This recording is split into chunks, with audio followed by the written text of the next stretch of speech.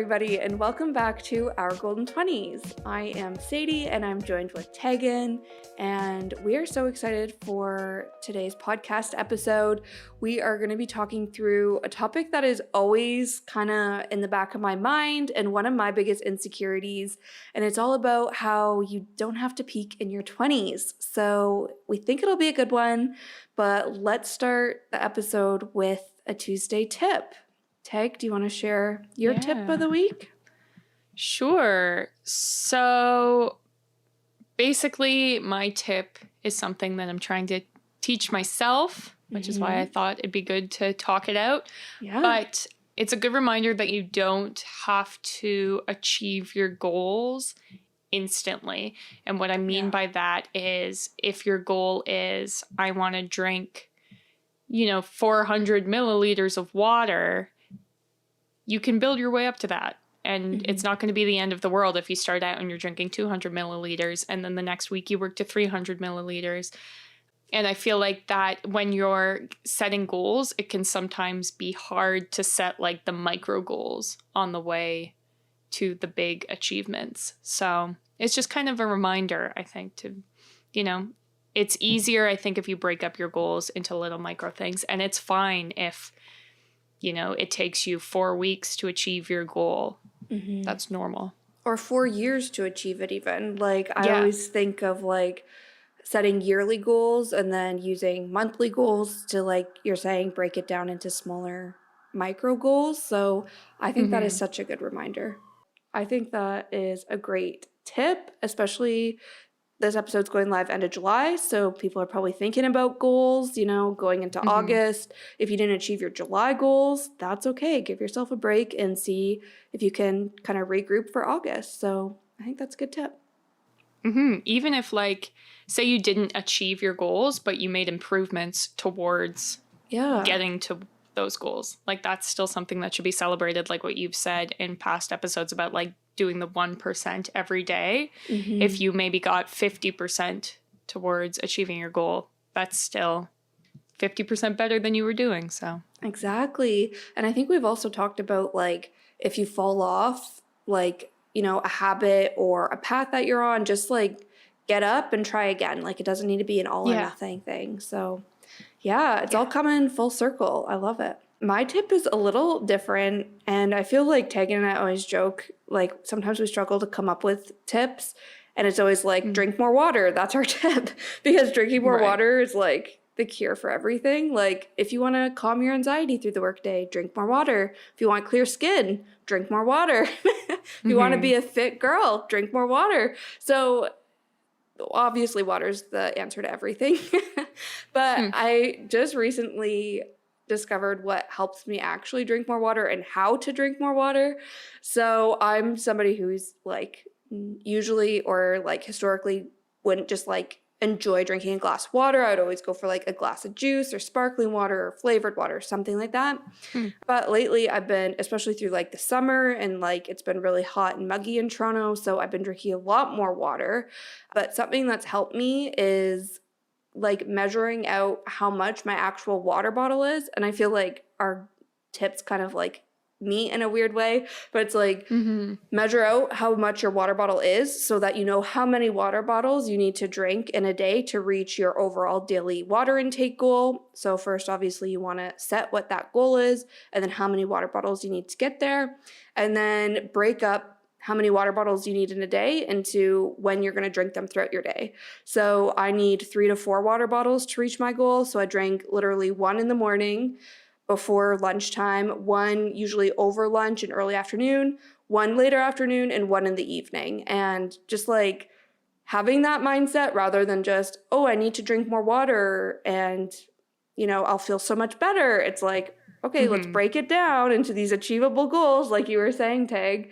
And I find that's been really helpful for me. So I wanted to share that tip because, like I said, we talk about drinking water. Here's how to do it. Yeah, I love that. Yeah. I also feel like one thing I've noticed is if I drink water, like, first thing in the morning before coffee, I, like, drink more water throughout the day. Because it's like, I feel like if I have a coffee in front of me, I'm less inclined to drink water. Or it's Yeah. if like before I can even have coffee, I start drinking water, and then it's like that's already put in motion throughout the day. Yeah, just this week I started doing that. Like usually I'm Yeah. like get out of bed, go straight for the coffee and then take Mm-hmm. a sip and I'm like, okay, now the day can start. But this week, just this past weekend actually, I like wrote down some just like little routine shifts I want to make and Mm-hmm. nothing drastic, but one of them was get up, chug a glass of water, then enjoy your coffee. And it's, filling Yeah. my water bottle for the first time, but that initial glass, it just wakes me up. I feel it go through my whole body and I'm like, ooh, this is Yeah. good. So, yeah, I love that. We'll see if it, helps me stay accountable, drinking more water through the day. And then last thing I know I've also mentioned in past episodes is using a habit tracker. So Mm. using, a habit tracker to track when you take off a water bottle at each point in your day. So that just helps me keep count. If I know I have to drink 4 or whatever it is, then I'm like actually counting them throughout the day. Mm-hmm. Awesome. Yeah. Well, maybe this week we can like open it up to our Instagram community as well and just ask you guys if you guys have any tips. Let us know over on Instagram. We can put like a question Yeah. sticker and share those even in like the next episode, if not right there and then on Instagram. But yeah. Okay, so we are talking all about how you don't have to peak in your 20s in this episode, like we mentioned Mm-hmm. before. And the reason Tegan and I created this whole podcast, if you are new or you totally forgot, because we've been doing this for 6 months, which is Yeah. absolutely crazy. But we were basically just like, wow, being a woman in her 20s, but really being in our 20s in general, regardless of your gender, is a really crazy time. It's just like such an iconic decade of our lives. It's really like time to like be fun, be alive, be young, enjoy life to the fullest, but it's also key time to build your career, learn who you are, and like make friendships, find your like life partner, like, all of the things seem to take place in your 20s. So it is extremely overwhelming decade of our lives as well. And then, of course, we have like social media in the background. So we're always comparing our journey to someone else's journey. And it just becomes like this really messy combination of feelings and thoughts, I feel. And a little pep talk, I think, is needed from time to time just to be like, you guys got this. We got this. And you don't have to peak in your 20s. Yeah, I love that.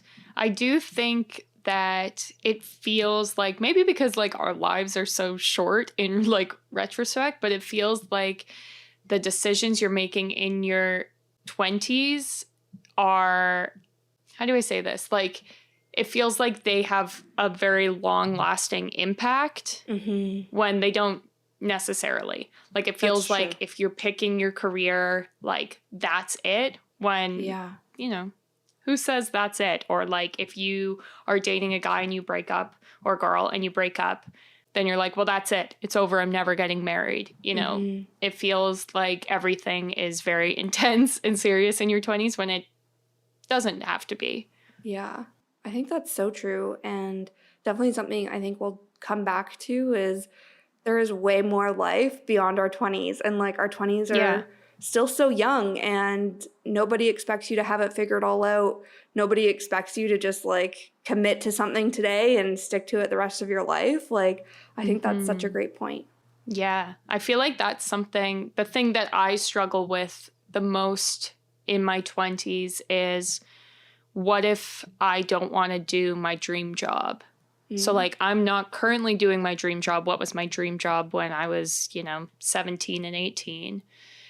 But I'm happy. So then it's like maybe that, I should just continue on my path and that's fine. But, how do you know? And I think that a lot of people are like, maybe you're doing your dream job and you're not loving it as much as you thought you were.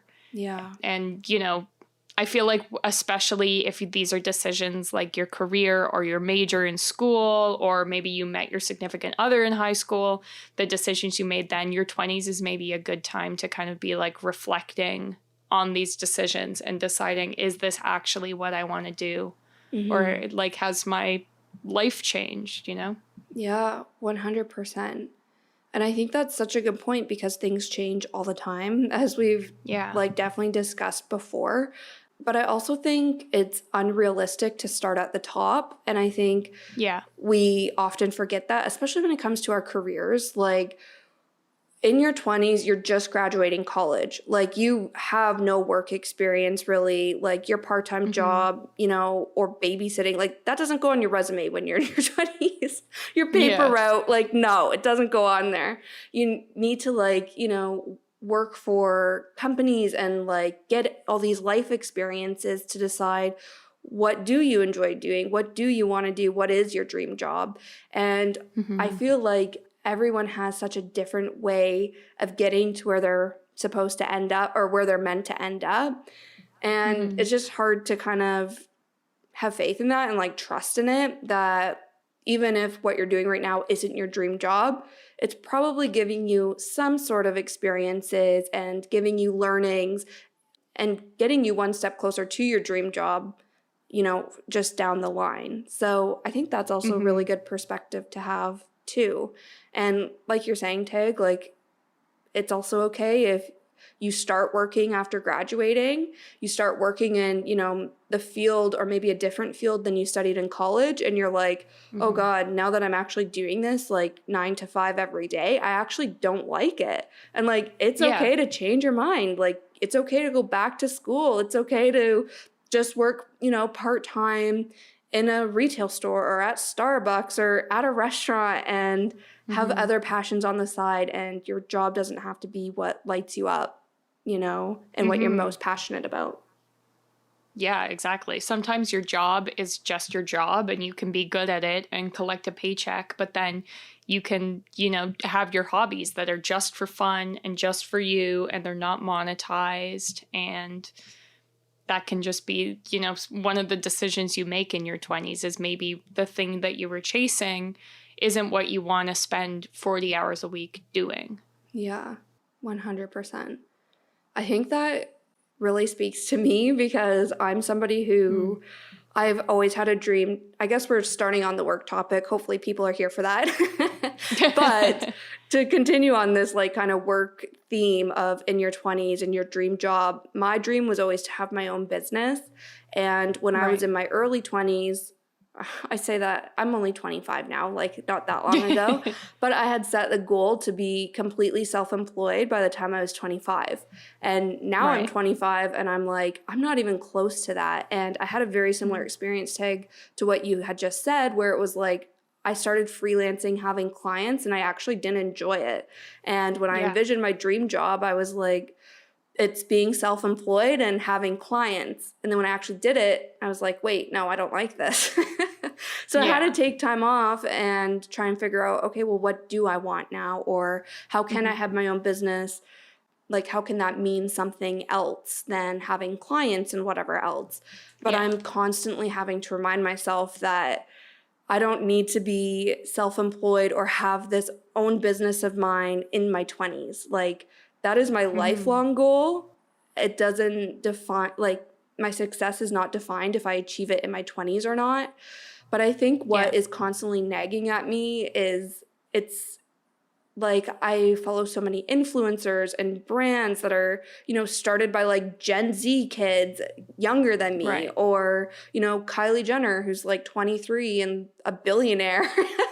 And it's Yeah. like, Yeah. Yeah. well, they're in their 20s, I'm in my 20s. I feel like I'm capable of something really great. I just haven't found what it is. And I'm constantly Mm-hmm. comparing myself to these influencers who are running, you know, $1 million brands and businesses in their 20s. And I just want to like share this because I think it's like a big part of social media, at least for me, and maybe somebody else can kind of relate, but I feel like it's just important to not compare yourself to others and remember that you're on your own Mm-hmm. journey, they're on their journey, and I would not like I'd rather peak way later in life than in my 20s because like you said we're still so young that it's like if I were to achieve everything I wanted in my 20s, like what would the rest of my life be about, you know? Like Yeah. these are all kind of the 5 years of my career that I've been working for companies rather than self-employed. This is all giving me like tools and skills that eventually will help me in my, future dream job of having my own business. So I can't underestimate that or, write that off. It is still giving me value, and I just need to trust my own journey. Yeah. One thing also, as far as like comparing yourself to others, is I think it's important to remember too that like everyone's coming from a different place. Yeah. Like I was reading this random quote, Yo-Yo Ma, the musician, was saying that it takes 3 generations of wealth to create a world-class musician. So the first generation, say, studies politics so that their kid can study math and science, so that their kid can study art and music. And so when you look at some of these influencers who are coming from generations of wealth, they don't have to worry if they spend a lot of money on their business and it doesn't work out, or they don't have to worry about when they start a business and they're not making any money, how they're going to eat. And so especially like if they're an influencer, that's already paying their bills. So any, traditional job outside of that or any business outside of that is basically starting out as their hobby. But then it's hard because we are kind of conditioned and told for our whole lives as like, it's cooler if you are like just came on the scene and bam, you're famous. And this is like what record labels tout out about bands. Like Lizzo just came out of nowhere. And it's like, well, no, actually, like Lizzo was hustling for like 15 years and then became, super huge. So Yeah.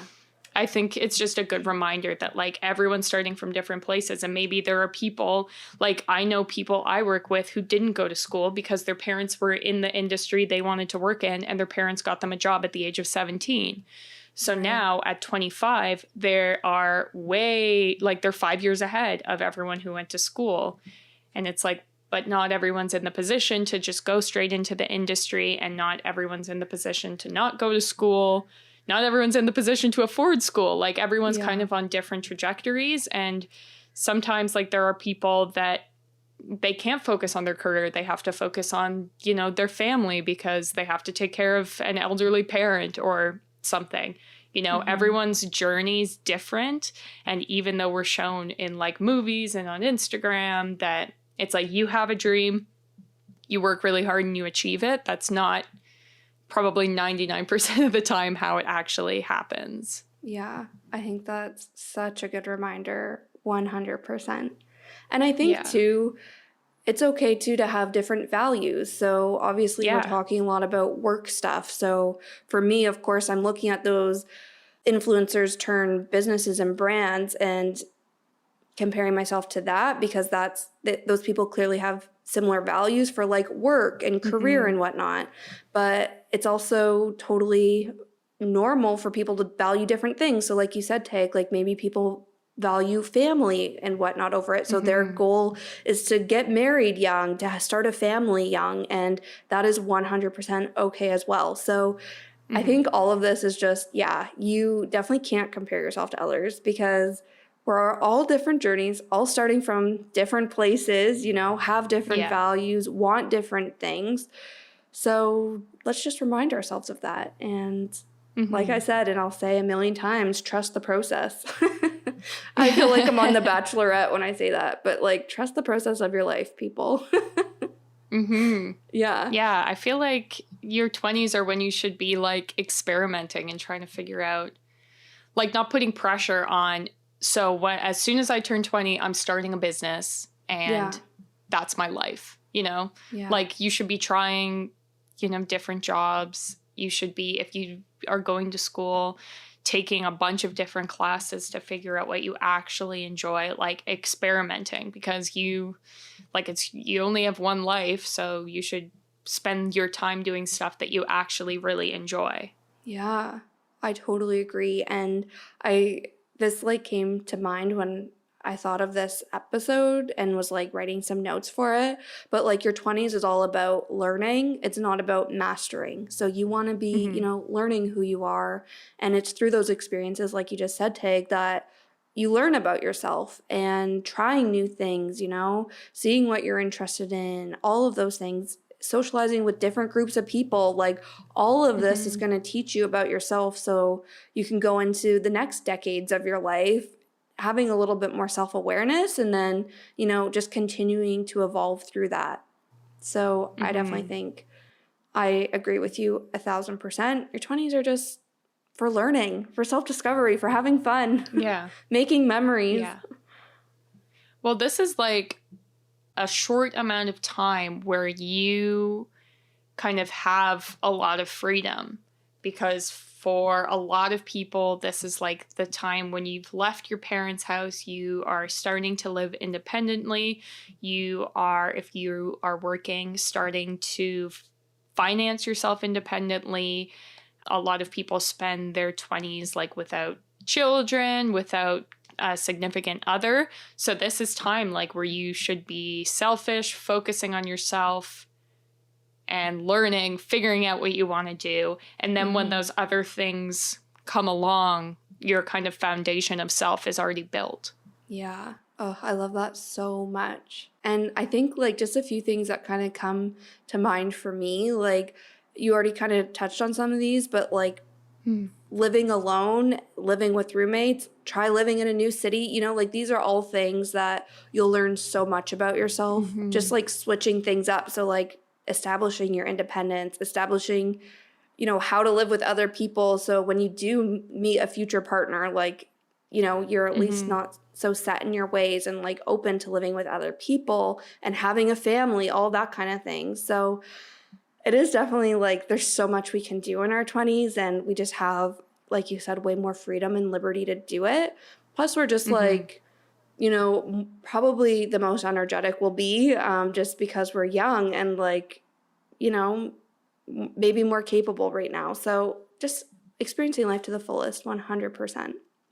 I also feel like in your 20s, like we were saying before about comparing yourself to others, it can be hard to like grapple with the feeling that you should have your whole life figured out. You should know how to do everything, when that's like, I don't think there's ever a point in anyone's life where they have everything figured out, no matter how old or how young you are.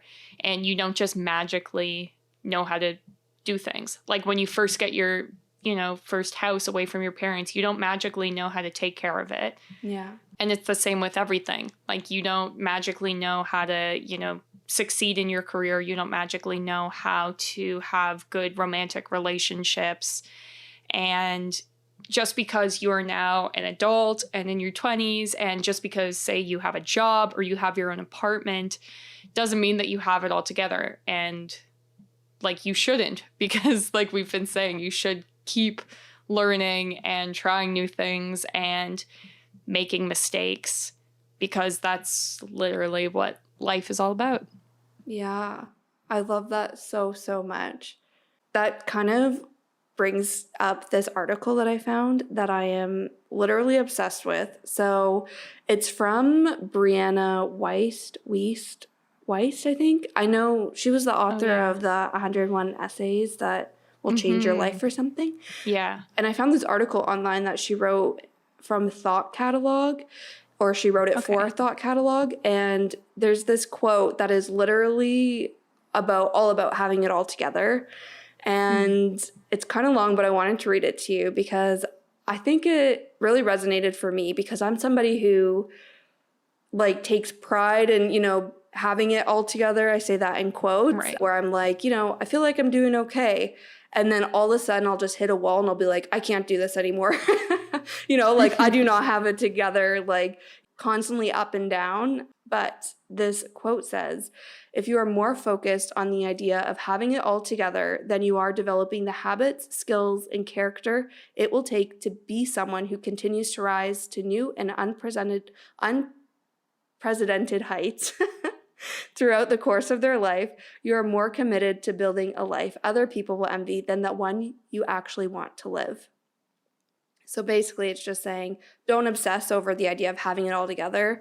Obsess over the life you're actually living and the life you actually want to live and seeing how that all comes to life. You know, don't create habits because that's what TikTok is telling you to do. Don't journal because that's what Tegan and Sadie are telling you to do. Like, do it because it supports the life you actually want to live and the life that you are starting to live like day in and day out to, you know, be the best version of yourself or the version of yourself you want to become. So I thought that was like gold, and we can link this article even like maybe in the show notes or on Instagram or something, because the whole thing is about how you aren't supposed to peak in your 20s. So stop worrying about everything being perfect right now. Exactly like you were saying, Tag, like everything's not just magically perfect. And it's not Yeah. that way for a reason, you know? I especially like the part about how you are more committed to building a life other people will envy than you are one of actually you want to live. Because I Yeah, feel like we've been like raised in a society where everything, the famous people are people who are watchable. Like yeah, people blow up on TikTok because they have a life that looks like they have it all together. But what's exactly. not seen is them like grinding it out for years behind the scenes. And, you know, I think we talked about this in one of our fitness episodes, but it's like no one shows how hard it actually is. And no one shows all the times they failed. It just appears like, wow, instant success. But no one's life is like that in, you know, relationships, career, fitness, anything. And, you know, the story that's always told is just like, yeah, they worked hard and they did it. But it's that day-to-day working hard, focusing on yourself, doing stuff that isn't necessarily Instagrammable or, you know, but you know is good for you, and having, you know, the motivation to create a life you want to live, not the motivation of, oh, well, I want people to think I'm successful, because Totally. that is never going to work out. Yeah. And I think like knowing we have people who are like younger 20s, maybe just graduating school, I think Yeah. the whole idea of like being a social media personality, being this watchable person on social is actually like a dream job for a lot of people. And I definitely would be lying if I said that I've never been like, man, it would be nice to be an influencer, because I've had that exact same thought myself. Yeah. And I think it's a common thought when you're in your 20s, and that's just what social media is. So Yeah. I think, though, Teg, you bring up such a great point that you don't see what these people are doing. And when you actually think about, you know, these influencers are like entrepreneurs and like grinding their gears to run their businesses and like to run their channels, to create content. Like there's a lot more work in it than just, and there's a lot more behind it than just like getting free shit here and there. Which is why Yeah. sometimes I'm like, man, I would love to be an influencer just to get free stuff. But like that is the wrong reason. And it's like a lot more work than that. Also, same thing with like monetizing all of your passions. This is something you Yeah. had also talked about, but like same thing where I'll look at TikTok and people are like doing things that I do just in my day to day, but they're making money off of it. Or YouTubers who are making money off just vlogging their lives or lives, sorry, but their day routine looks the exact same as mine, you know? And it's just so Yeah. frustrating, I feel. And I think that's where it kind of comes around, where you're like, I am envious of this person's life, and therefore I'm going to also put out this content, or I'm also going to live this way, or, you know, whatever it is. But it's not authentic. And I think, especially Yeah. if you are somebody who's wanting to get into that social media space, and we have past episodes, especially the one with Sarah Jenkins, all about, you know, being a content creator or an influencer, like people can see when it's not authentic, and then you're not going to reach success because people see Yeah. right through it, you know? And it's also, like you said, a lot more. You're signing up for a lot more than just creating pretty content all the time. Like you, Yeah, just because you exactly. have viewers and followers doesn't mean you're happy. Exactly. Yeah. And it's just adding like more work. Like for every, say, free product an influencer posts about, not seen as like the negotiation they had to do with the brand and like the hours they had to spend, you know, commenting on Instagram and liking other people's posts to even build up a following, and not seen as like the hours of time they have to do on their taxes because they then have to like claim all this free stuff they got. Like, it's like for every single job, no matter how cool the job is, there's like a not fun side. And no one shows that because it's like no one wants to see like, I don't know, me answering emails for the first hour of my day. But like that's what I do every day, and that's what 90% of the world does every day. But yeah, I know. I feel like there's just this really weird, like, very fine line, I guess, between like romanticizing your life, you know, and doing things. And even I know I've talked about like creating content, especially for social media, it will encourage me to do more, or romanticizing my way in a way where I feel like it'll inspire other people to do the same. Like, I feel there is good in that, but it's very thin line between that and then just kind of doing things because you want the eyeballs on you and doing things because you hope it goes viral. Like, very thin line, but this is the world we're living in where, you know, people need to like think about these things, especially when it's like in your 20s, comparing yourself, you know, what is your dream life? Are you sure it's the same one that all these influencers have, or like all these people you follow on social media have? Like, do some soul searching and find what makes you you and what you actually want, and, you know, what your journey can look like, or all that. Yeah, because I feel like that's the stuff that will truly make you happy, is if you spend your life doing something that you love. Like, if you woke up with 1 million followers tomorrow, you'd probably be excited, but I don't know that you would be genuinely happy for a very long time if you then still had to work a job that you hated. Yeah, exactly. And I think that's it. This is something else I've struggled with, because I'm somebody who likes to measure my success, but it's like, how do you do that with just life? You know what I mean? Like, I work in like media, so I can measure, you know, the success of my work based off like actual numbers and reporting and insights and analysis, but you can't really do that with your life. And I think some people do look for outside validation from their friends, family, from social media, and they'll measure their success by, you know, how other people perceive their life or how many likes their Instagram photo got, whatever. But truly for me, when I like take a step back and calm myself down from being like, girl, you're a failure for not having your own business in your 20s. And, you know, I talk myself down from that and I level head myself. I'm always like, if I continue to live this way for the next 10 years, I would truly be happy still. Like, I love my life. I love my friends. I love my apartment. Like, I like my job. Like, I love like the industry I'm in, what I'm doing. So like, why am I striving for more all the time? Or like, why am I looking for other metrics to define my success, when the reality is like, the success is that I wake up happy to live every single day, you know, and like to do the same things every single day. So I don't know. I just wanted to throw that out there too, is just measure your success by how happy you are. And if you're not happy, then try and figure out why you're not happy, what's, you know, causing the bad vibes, and how can you change those things to, you know, get back on track and try to get a little bit happier and whatnot with, I guess, I was doing good that I lost it, but yeah, you kind of understand what I mean. Yeah. Even I think like what you were saying about if you were to wake up and tomorrow you did exactly what you did today, would you be happy? Or, and then you change it. And so if you did exactly what you did today, 10 years from now, and that's what your life looked like, would you be happy? And if there are things that you're like, no, I wouldn't be happy, those are the things that you should be working to changing. If it's like, well, I would love if I was still doing my job. I would love if I was still with my same boyfriend, but I wouldn't like to be in my same apartment. It's like, okay, well, there you go. You know, like, you're happy with your job and you're good there. You know, you're happy with your boyfriend, and, you know, you can make it a goal to save up to maybe start renting a bigger apartment or apartment in a different area.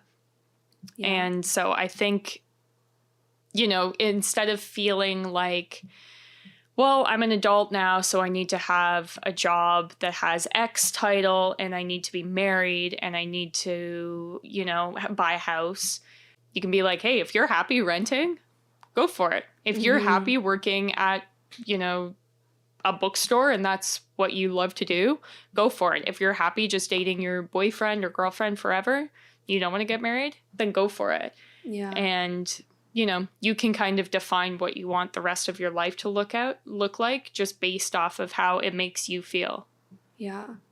I love that so much. And I think we've said this before too, but that's honestly how simple it is. Like, yeah, find what makes you happy. Dumb, but yeah, find what makes you happy and do it, Like, that's how simple it is. And you honestly owe it to yourself to live out like that dream life and your happiest life. So I love that so much.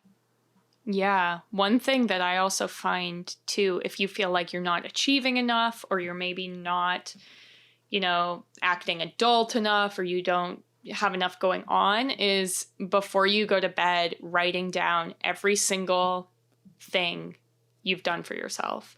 And like, I literally go into like minor details. Like, I brushed my teeth.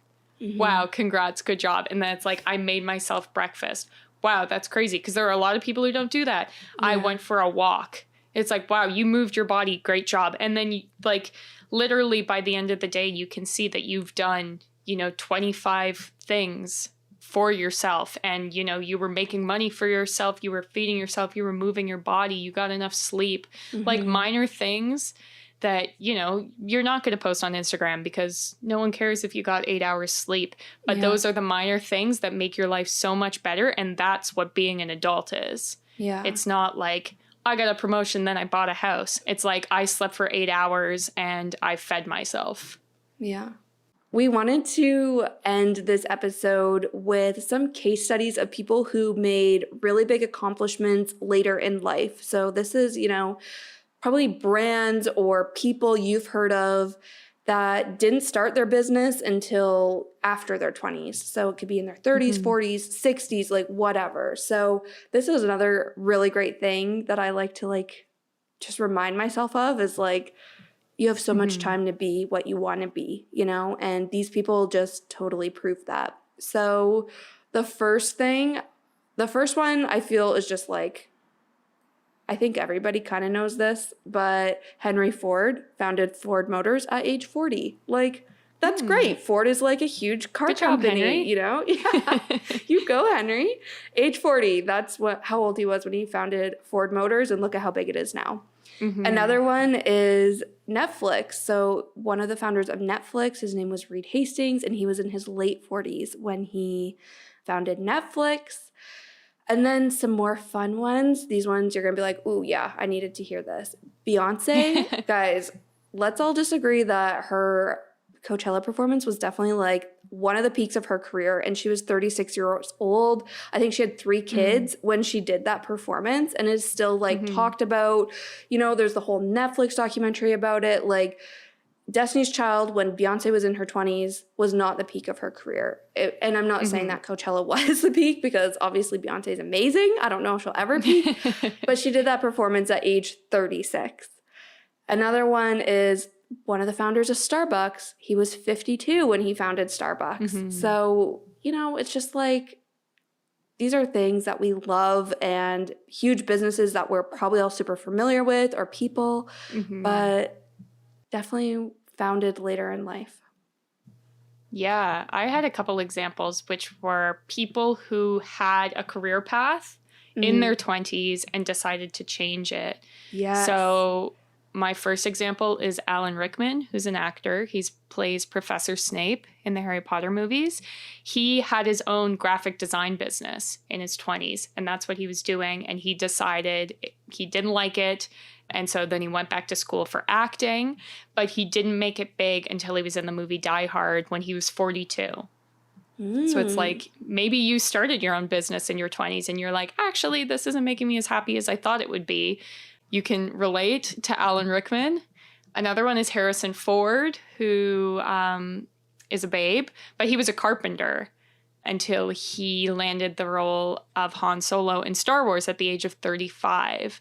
Vera Wang was a figure skater and then a journalist before she entered the fashion industry at the age of 40. And last but not least, Oprah Winfrey was fired as a news anchor in her 20s for being too emotionally attached to her stories, and then started her own show at the age of 32 where she was like, no, we are going to get emotional. So it just goes to show, like, if things maybe don't work out with what you think is your dream job in your 20s, or you do achieve it and it's still not bringing you the happiness, you still have so much time to figure out what you want to do. Yes. I love that so much. Such an important reminder. And honestly, anything Oprah related, count me in. I'm already inspired. Yeah. I literally got chills while you were talking about Oprah. So funny. I love that so much. All right, well, that is where we're going to leave it this week. So thank you so much for listening and tuning in every single week. We put out a new episode every Tuesday, so make sure you're subscribed and you follow us so that you can see when these new episodes drop. You can also follow us on social media at Our Golden 20s on Instagram, Facebook, Pinterest, Spotify, TikTok. We have a Patreon page where we also put out additional content as well as drop the episodes there early. And it is the best way to show your support for the podcast for as little as $2 a month. So thank you so much for listening. Yeah. Thanks, guys. We'll see you next Tuesday.